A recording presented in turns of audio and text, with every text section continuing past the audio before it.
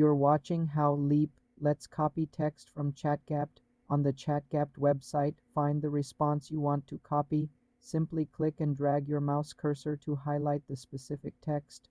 Alternatively, you can move your cursor to the end of the response until a small clipboard icon appears. Click it to copy the entire response. You can also right-click on the highlighted text and select Copy.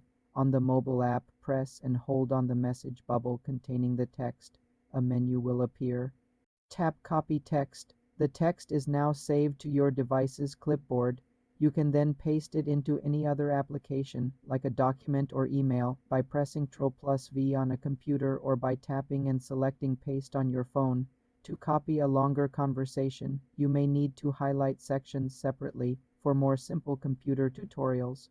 Subscribe to the channel.